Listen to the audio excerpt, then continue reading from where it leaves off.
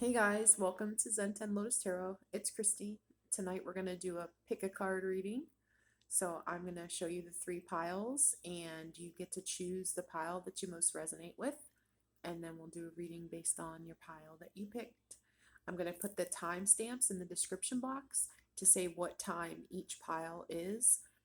This is a general love reading about your situation and give you some healing energy and things that, I don't know, we'll see what happens. I got a bunch of stuff in a pile, and we're going to go through each pile. So the first pile, number 1,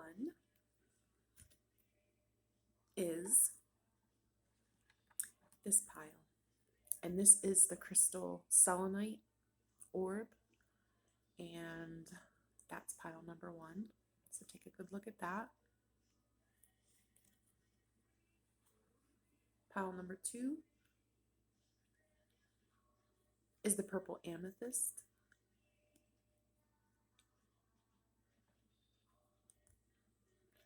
Pile number 3 is the heart-shaped moonstone.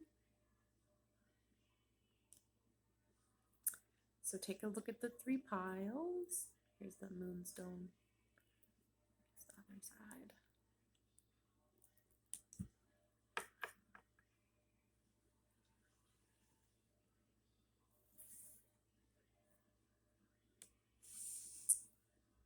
So I'm going to pause this, and I'm going to give you a moment to think about that, and then we'll be back with the reading.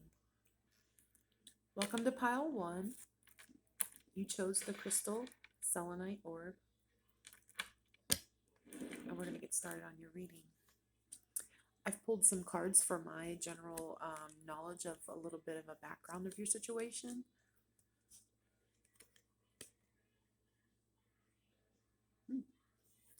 Somebody might be coming into a little bit of abundance or some kind of sudden wealth. This could be like a lottery winning, or it could be, I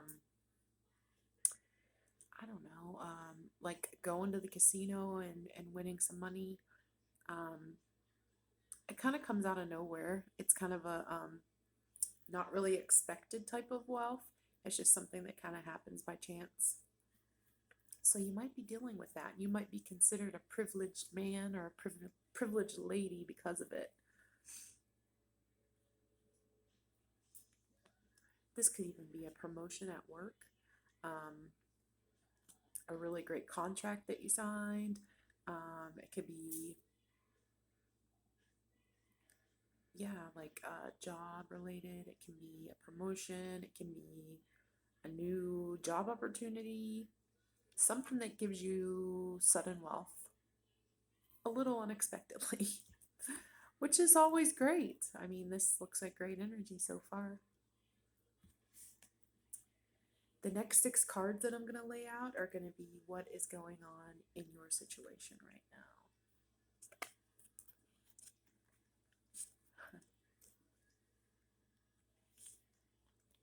Wow.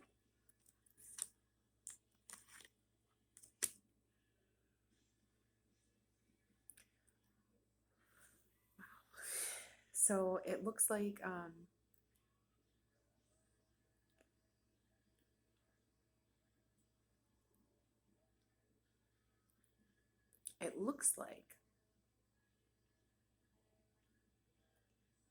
I don't know if it's this 10 of I'm sorry, this sudden wealth that becomes a tower moment for you, but something comes in for you that is brings you to your 10 of Pentacles. So that's like sudden ability to have all this abundance that maybe it's not something that you are used to, or it could be something new to you, or it could be that you've realized that this kind of abundance is it's like an epiphany that you've figured out how you're going to get that 10 of Pentacles, whether it's with a relationship um, or a new job endeavor, a new beginning, because you have this energy of the Queen of Wands, which genders are fluid. So please, do not take what if I say he, she, him, her.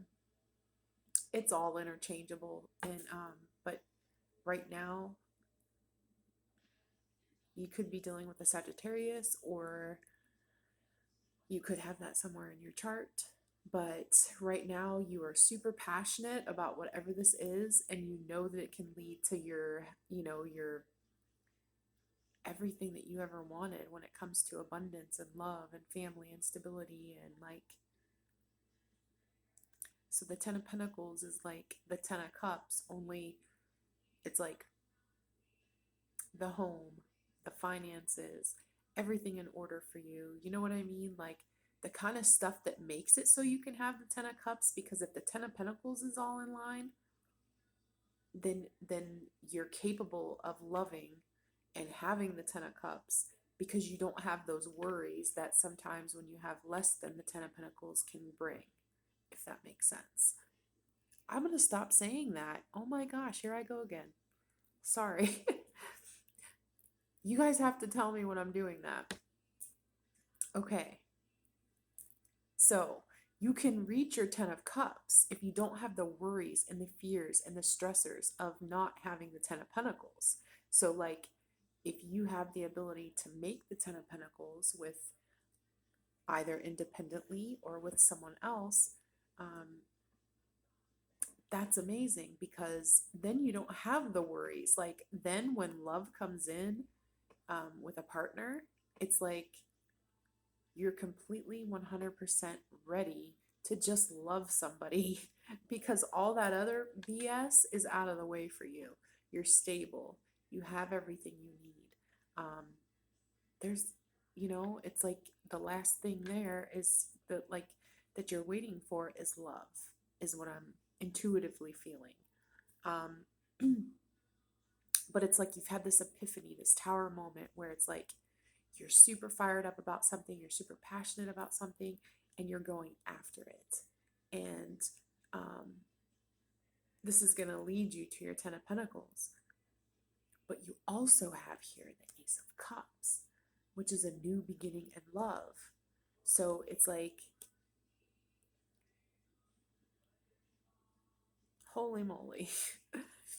I don't know if it could get better than that. Like, you got everything financially in order, but now you just needed love, and here it is for you.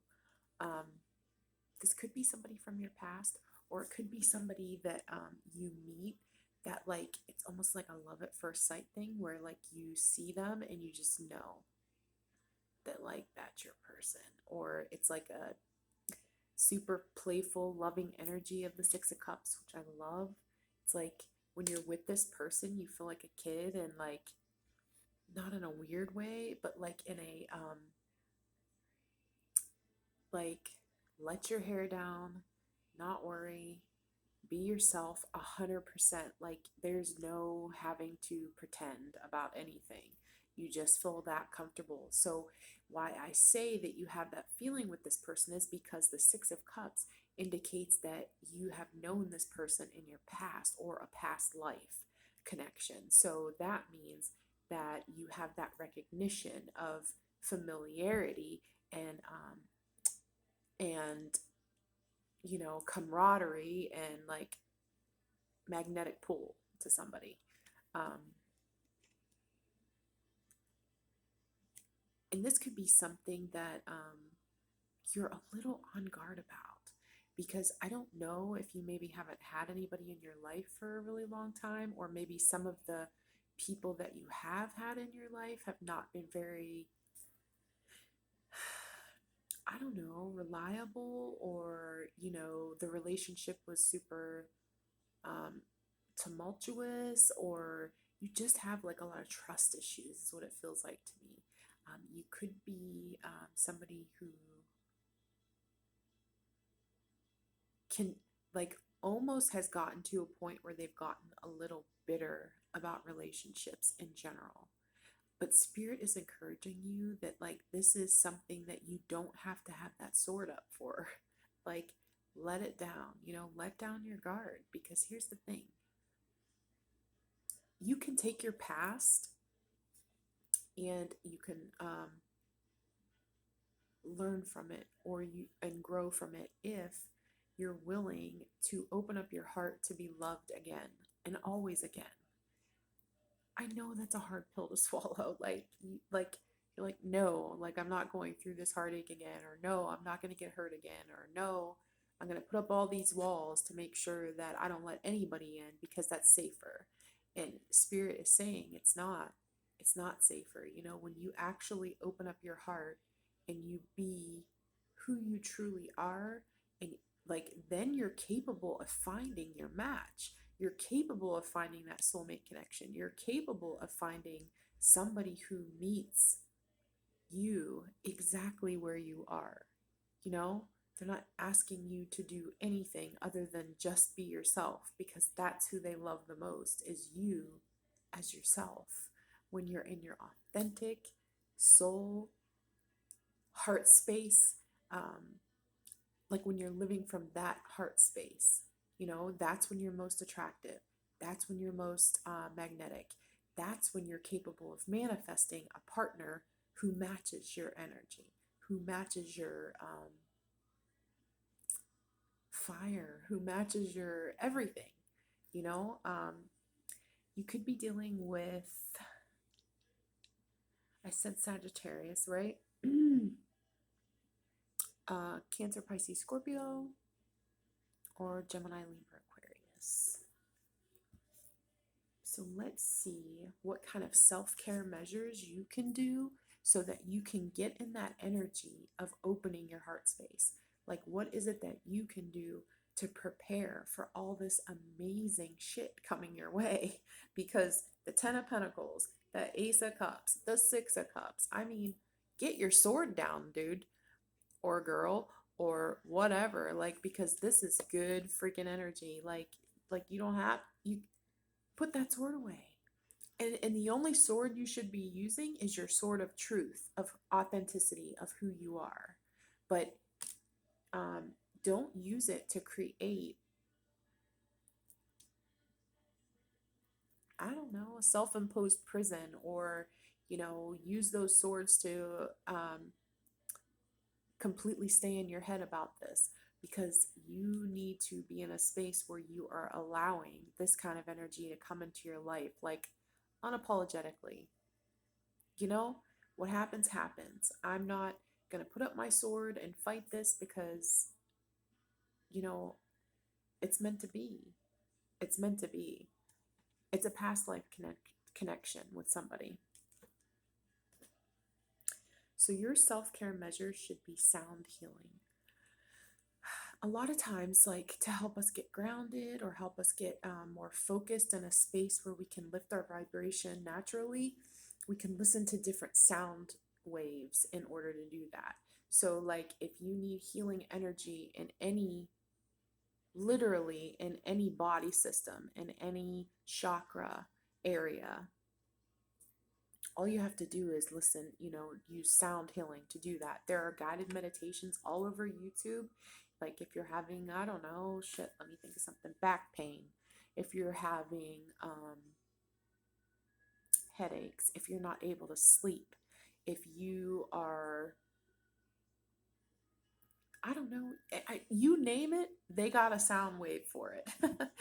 And they have these guided meditations that you can listen to in order to like, and you can do it during sleep, you know, like when you're getting ready to go to sleep, just put in some earbuds, or I don't know what they got now, those freaking wireless things or whatever. Again, technology is not my thing, so I don't know, put in some earbuds like I have, where I bought at Family Dollar for, I don't know, $9. Do people still do that? Right? I do. Whatever. So here's the deal. So get a guided meditation on YouTube before you go to bed tonight or any night. Stick her in your ears for whatever's ailing you. If you can't sleep, if you can't, if you're having pains, if you have problems with joints, if you're having problems with literally you name it. I mean, they have a sound frequency wave meditation for it. So spirit is guiding you to do that. some shadow work. I picked a shadow card just to see like what it is that you're struggling with. I mean, I can kind of see by the cards that you seem very guarded. You seem very like ready to use that sword um, to make sure you're safe. Um, yeah, atonement. This is freaking holy cow, I have chills. Okay. So atonement is like taking this. So let me tell you about this deck. This deck is so freaking cool, actually. It's like the stages of grief, you know, like the different stages of grief, and it tells you where you're at in those stages of grief. And now we've all had grief in our life, whether it's in relationships, whether it's in losing a family member or friend, whether it's, you know, anything in our life, any of the traumas that we've been through, any of the things that we've dealt with over time that we're grieving in some way. Maybe we lost a relationship, maybe we lost, you know, friendships or people or anything. Literally, you know, we grieve over lots of things, pets even, you know, we grieve over a lot of things in our life. And so this deck helps us to discover where it is we are in that grieving process in order to heal. And it talks about the kind of shadow work that needs done in order to heal whatever issue within that 5 stages of grief that you are dealing with currently.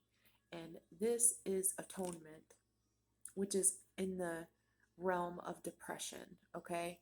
So you may be getting over a relationship, like maybe you just got out of a relationship and you feel naked and vulnerable and like you have 10 swords sticking in your back, you know, or that you have, and that you're slowly taking them out one at a time, you know.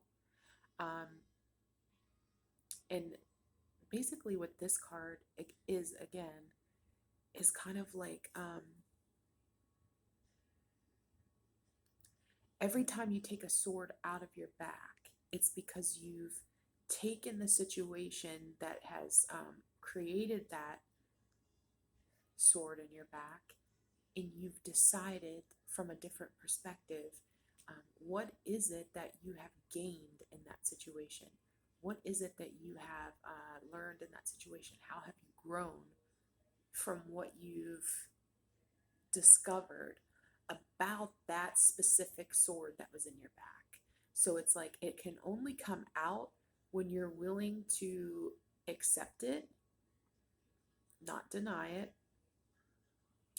not be angry about it anymore. You know, these swords can stay in forever if we allow them to. You know, if we continue to relive the hurt without actually working through the process of grieving the hurt, we can never let it go completely. So this is what makes it difficult when we're going from one relationship to another relationship, because it's like we have to make sure that those swords are slowly being taken out from other past issues so that we cannot have to take that hurt into our next relationship, where subsequently we could end up ruining or self-sabotaging another relationship, or running from another relationship, or guarding ourselves or putting on a mask that's not truly us, you know, in order to have a relationship that's on false pretenses. And that's the thing. I feel like maybe that's what this tower has a lot to do with, is that it's just like, you know, in your mind, you're like, yeah, like this foundation that I have built um, previously needed to come down so that I can start to take these swords one by one, painfully, painfully out of my back, but then, you know, choose each sword that comes out on how you're going to look at that, like a sword that has made you stronger, has made you more wise, has made you able to discern what it is that you do want versus what it is that you don't want. And finding the light in it instead of being in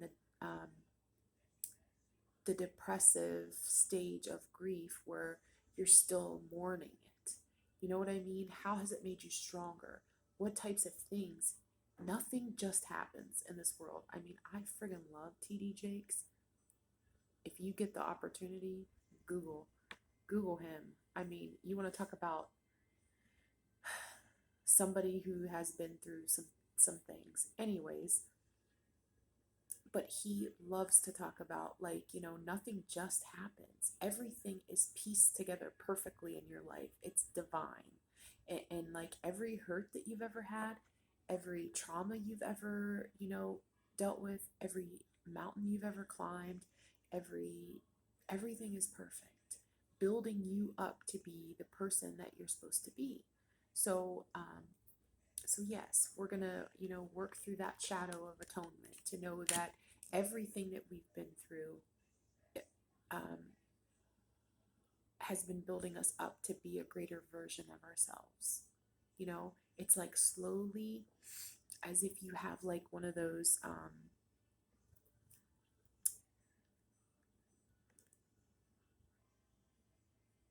it's like slowly taking off your mask bit by bit, like taking something and shattering the mask, and it's like a pause, and piece by piece you're taking off the mask. You know what I mean? Like, that's the best way I could describe it in my own head. Is what I saw was like a face mask, like one of those like porcelain face masks, if you've ever seen them. It's like taking a hammer and bashing it, but like somebody pauses the camera as it shatters, okay? And it's like piece by piece, when you start to realize how each one of these swords that have created that mask, all that hurt and that pain and that suffering that you've dealt with, that has created you to have on a mask for protection, or a shell, or a wall that you've built, however you want to look at it. But piece by piece, that mask can come off once you start to realize the light aspect of what was gained from the hurt, the trauma, the, whatever it is you dealt with, the suffering, the bad relationships, the whatever. And that's when you get to take those swords out one by one and come to a place of acceptance, a place of forgiveness, a place of moving forward into the light. So that's your shadow work.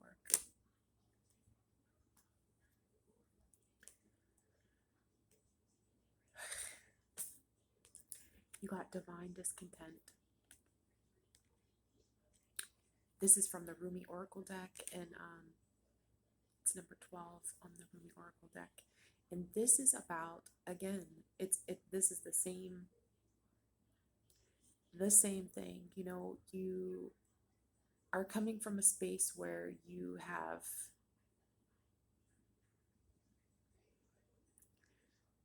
feared so much that you've created like this wall around you, like a brick wall, and each with each hurt that you've ever been through, no matter what it is, whether it began at a very young age or it just started happening last week, like whatever has created this wall for you, um, Spirit is saying there's a reason that you've done this. And yes, it has served its purpose for you. But now it's time to start living not from a place of fear, but from a place of love within you, within your heart, within your soul. Your most authentic version of yourself wants to be love. That's what they want to be. They want to show love. They want to give love. They want to receive love more than, we all want to receive love. And so Spirit is saying you can't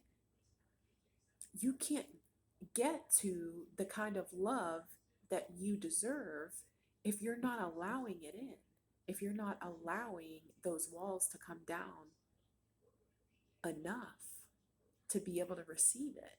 If nobody can get through, you can't.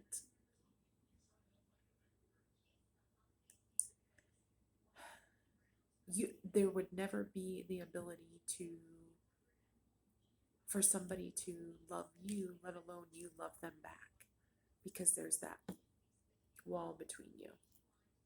So you have to start bringing that wall down in whatever way that you need to. But this is divine discontent, because you know you're not happy, not receiving the love that you need, want, and deserve, and not giving the love that you need, want, and deserve to give someone else, that they need. And it's like this internal discontent inside of you, because it's like, that you're not being your authentic self, just like with this atonement. Like, you want to take the mask off, but you're just so guarded, ready to use that sword. So that's what divine discontent is about. Rumi Oracle deck is just amazing. It has done wonders for me. So I've got some moon oracles. It says adjustments are required. And yes, I mean, this goes, perfectly with the spread that we just did for you, because, changes and adjustments are required. And that's the third quarter moon.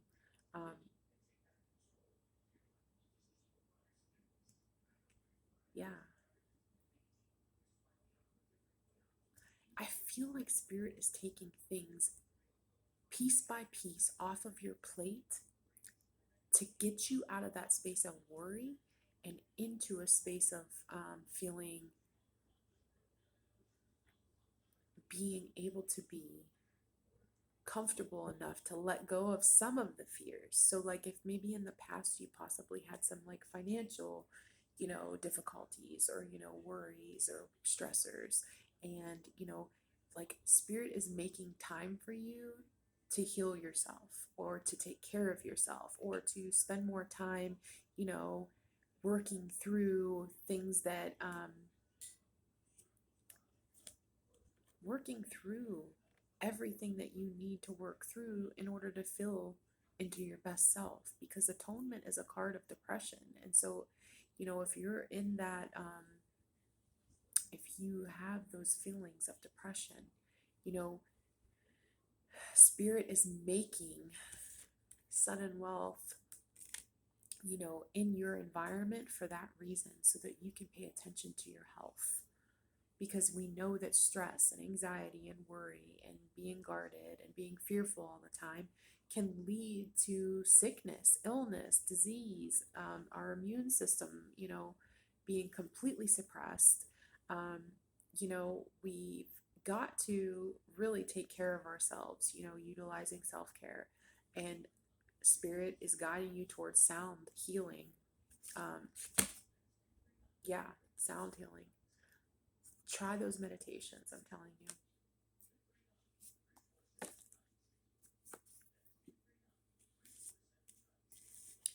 All right, that's what I have for you, pile one. And we're going to take a break, and I'll be on to pile two. Be right back.